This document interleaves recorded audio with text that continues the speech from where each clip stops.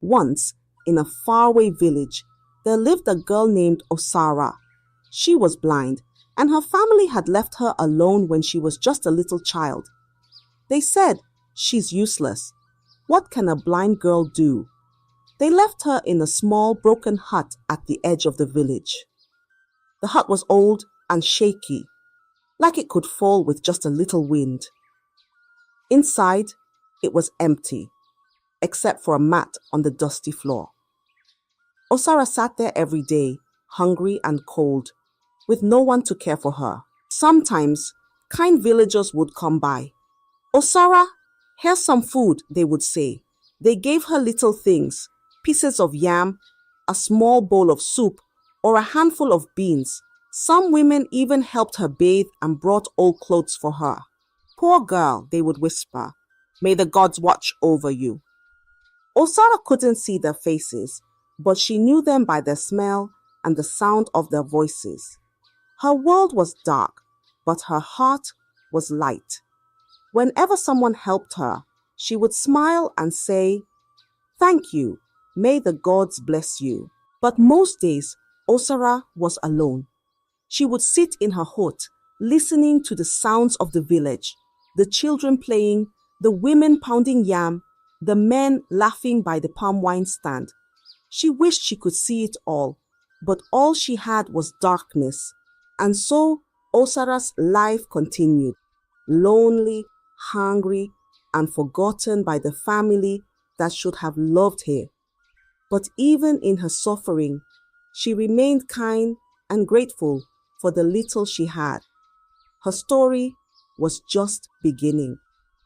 In the same village where Osara lived, there was a man named Dike. Dike was big and strong, with arms like tree trunks and a chest as broad as a drum. But Dike had a bad heart, and everyone in the village knew it.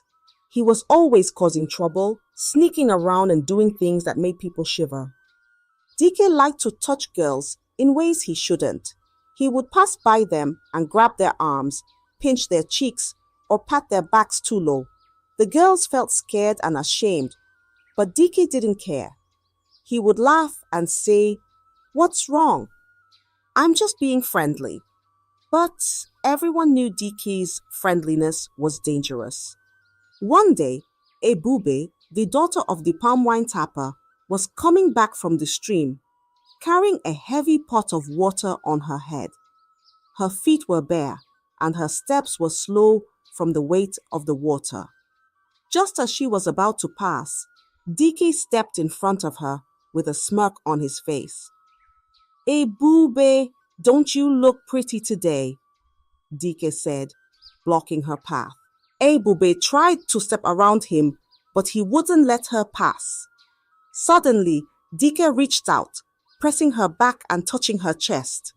Ebube's pot almost fell as she stumbled back, her cheeks hot with shame. Tears filled her eyes, and she ran all the way home, leaving Dike behind, laughing like a wicked crow. When Ebube told her father, he was furious. "Dike cannot get away with this," he shouted, grabbing his cane and marching straight to Dike's hut. The whole village gathered, whispering, "It's about time someone stopped Dike."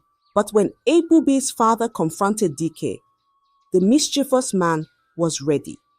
With one swift move, Dike grabbed the old man's cane and threw him to the ground. "Next time, I'll do worse," Dike threatened, his voice as cold as the night. After that, the villagers knew they had to protect their daughters. Mothers warned their girls, "Stay far from Dike. If you see him, turn away." Even the village elders said little, afraid of Dike's strength and temper. Dike walked around with pride, thinking no one could stop him. And so, Dike's shadow grew darker, and his bad deeds spread fear in the hearts of the villagers. But as they say, no one is too strong for the gods, and every shadow eventually meets the light. Osara grew older, and though her world was still dark, she had blossomed into a beautiful young woman. Her face was smooth like the morning river, and her smile, when she laughed, could light up even the gloomiest heart. But her beauty was hidden beneath old, torn clothes and her unkempt hair that hung like dry grass around her face. One sunny afternoon in Kechi, a kind-hearted woman came to visit Osara. "My child," Nkechi said softly, "today we will make you feel like the queen you are." Nkechi brought warm water and soap, gently bathing Osara like a mother would her child. She combed Osara's hair, twisting it into neat braids, and dressed her in a beautiful wrapper. Finally, she opened a basket and brought out some roasted yam and palm oil. "Eat, my dear," Nkechi said, smiling. "You deserve to be happy." For the first time in a long while, Osara laughed. Her voice was like the sweet song of a bird after the rain. Her face glowed, her beauty now clear for all to see. "Thank you, Nkechi," blind Osara said, her heart full of gratitude. But not everyone who saw Osara that day had a kind heart. Dike, passing by, stopped in his tracks. From the bushes, he watched as Nkechi cared for Osara. His eyes narrowed as he saw the blind girl's radiant beauty for the first time. "She's beautiful," Dike muttered to himself, a wicked grin spreading across his face. "I must have her." That night, Dike lay on his mat, unable to sleep. Osara's laughter echoed in his mind, and the memory of her glowing skin filled his thoughts. His desire grew like a fire that refused to be quenched. "I must make her mine," he whispered, his voice low and dangerous. Before the night grew too deep, Dike went to the village food seller and bought a hot meal. He made his way to Osara's hut, carrying the food in his hands. When he arrived, Osara, sitting quietly in the dark, was surprised to hear his voice. "Osara, it's me, Dike," he said, pretending to be kind. "I brought you some food." Osara smiled. "Thank you, Dike. May the gods bless you." She ate the food, grateful for his generosity. But as soon as she finished, Dike's voice changed. "You're welcome, Osara," he said, his tone cold. Then, without warning, he covered her mouth with his hand. Osara struggled, her small frame no match for Dike's strength. "Please, no!" She tried to cry, but her voice was muffled. Dike ignored her pleas. He took advantage of the poor blind girl, sleeping with her on the bare floor in her old hut, his heart as cold as a stone. When he was done, he left her there, crying and broken. Osara's tears fell like rain. She cursed Dike with all the pain in her heart. "May the gods judge you!" she cried out into the night. But Dike, mischievous as he is, didn't care. He had done this to many other girls, even those with eyes, and nothing had happened. No one had found out. And the curses? It didn't mean anything, because he is just as fine as always, and no curse from the girls had ever befallen him. But the gods do not sleep, and Dike's evil would not go unpunished. Osara couldn't stay in the village any longer. Her heart was heavy and her spirit was crushed. That night, as the village slept under the watch of the moon, Osara took her walking stick and set out. She stumbled along the narrow paths, her bare feet feeling the cold earth beneath them. Each step was a struggle. She fell many times, scraping her knees and hands on the rough ground. But Osara didn't stop. "I must leave this place," she whispered, her voice shaky with fear and pain. The forest was silent, except for the sound of her stick tapping the ground. Suddenly, she heard the sound of footsteps. "Who's there?" she called out, her voice trembling. A gentle voice answered. "It's me, Kosi. I'm a traveler passing through." Kosi stepped closer and saw Osara, her face streaked with tears and her clothes torn. "What are you doing out here alone at night?"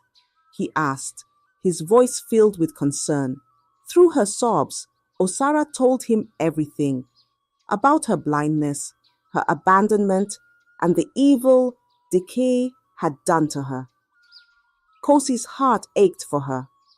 "Don't cry, Osara," he said softly. "You don't have to suffer alone anymore. I will take you far away from here." With gentle hands, Kosi helped her up and led her through the forest. Together, they left the village behind, stepping into a new chapter of Osara's life. Years passed, and Dike was no longer the proud man he used to be. He had fled the village, settling in a new place where no one knew his dark past. There, he married, hoping to start a new life. But his joy was short-lived. His first wife, after many months of trying, could not conceive a child. "What is wrong with you?" she cried one day. "Why can't we have a baby?" Frustrated and ashamed, she left him. Dike married again, but the same thing happened. His second wife also left, saying, "You are cursed, Dike. I want nothing to do with you." Desperate, Dike turned to herbalists and native doctors, spending all his money on rituals and charms. Each time, the answer was the same. "You need forgiveness," they said. "Go back to the one you have wronged." But Dike didn't know who that could be. One day, he visited a powerful herbalist, a man known for his wisdom and deep connection to the spirits. After listening to Dike's story, the herbalist stared into a calabash filled with sacred water. "It is clear now," the herbalist said, his voice deep and mysterious. "You wronged a blind girl named Osara. Only her forgiveness can lift the curse." Dike's heart sank. He remembered Osara and the evil he had done to her. "Where can I find her?" he asked, his voice shaking. "You must search for her," the herbalist replied. "Without her forgiveness, your suffering will only grow." Dike knew what he had to do. He set out, determined to find Osara and beg for her mercy, unaware of the trials that still lay ahead. Dike returned to his old village, his heart pounding with fear and hope. The place had changed over the years, but the weight of his past felt heavier with every step. He went from hut to hut, asking, "Do you know where Osara is?" Some villagers shook their heads. "Osara, the blind girl, she's dead," they said, their voices filled with pity. Others remembered her but had no idea what happened to her. "She left one night and never came back," they added. Dike felt hopeless. Could it be true? Had Osara really died? If so, his curse would never be lifted. Just as he was about to give up, he saw a familiar face, Ebuba, the palm wine tapper's daughter. "Ebube," Dike called, his voice trembling. She turned and frowned. "What do you want, Dike?" she asked, her tone sharp. "I've come to seek forgiveness," Dike said, his eyes cast down. "Do you know what happened to Osara?" Ebube studied him for a moment, then sighed. "Follow me," she said. She led him down a winding path that stretched beyond the village. Soon, they arrived at a grand mansion, its walls tall and shining like the morning sun. Dike's jaw dropped. "Who lives here?" he asked, his voice barely above a whisper. "You'll see," Ebube replied, knocking on the massive wooden door. Moments later, the door opened, and Dike's heart nearly stopped.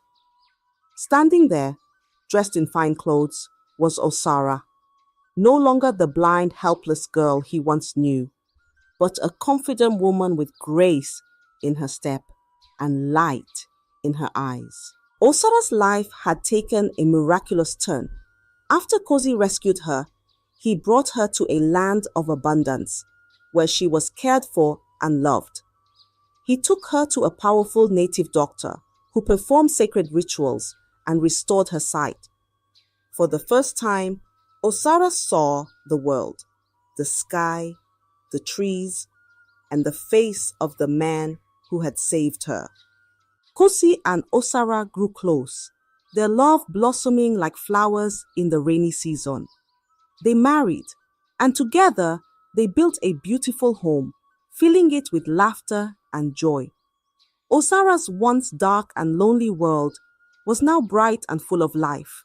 But on this day, as Dike stood before her, her past came rushing back. She recognized his voice immediately. "Dike," she said, her tone cold. Dike fell to his knees, tears streaming down his face. "Osara, I have come to beg for your forgiveness," he said, his voice breaking. "I wronged you terribly, and I have suffered every day since. Please, forgive me." Osara's eyes were fierce as she looked at him.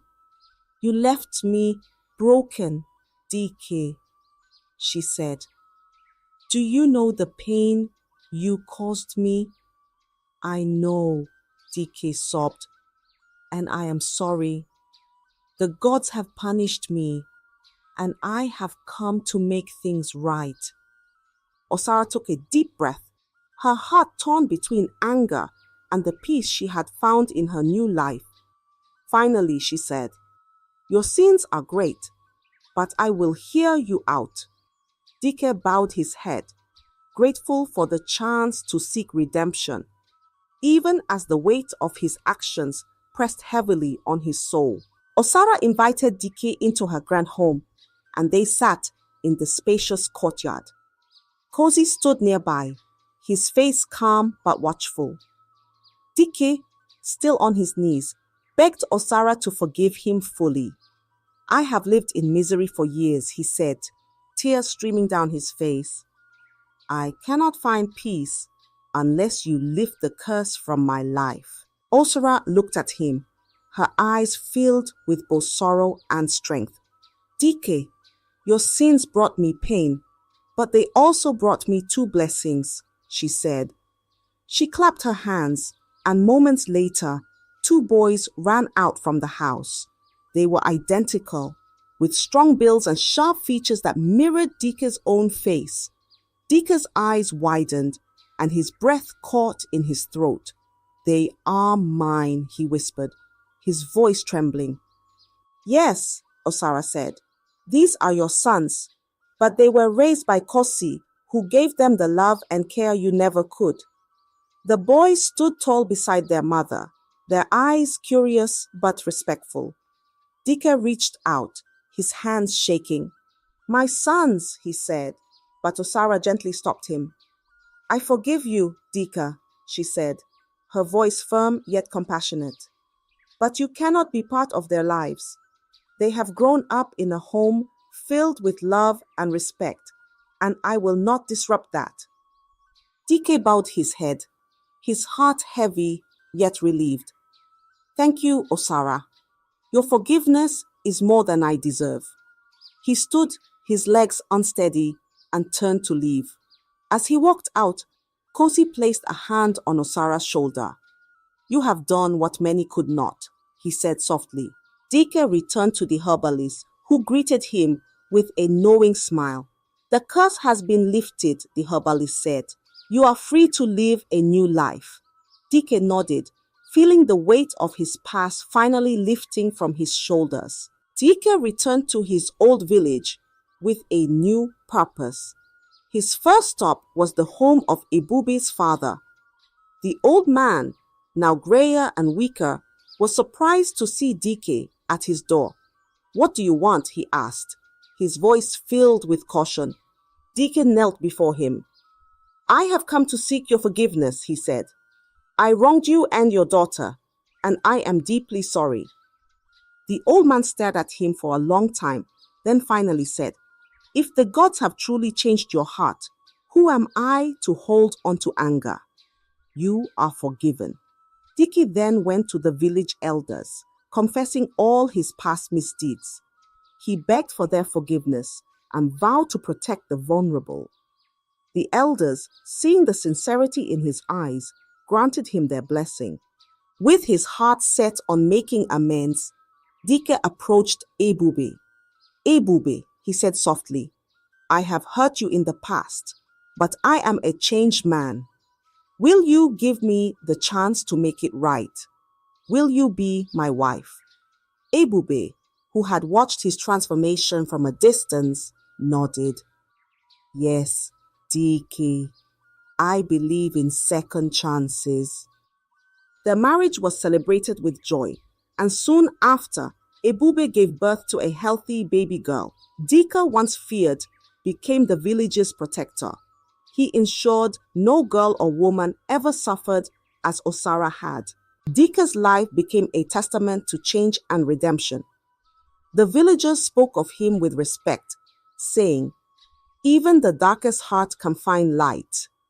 And so, Dike, once a symbol of fear, became a beacon of hope and protection for the village. I hope you enjoyed the story. If so, please like the video, comment what you learned from the tale, and don't forget to subscribe to the channel for more enchanting tales just like this one.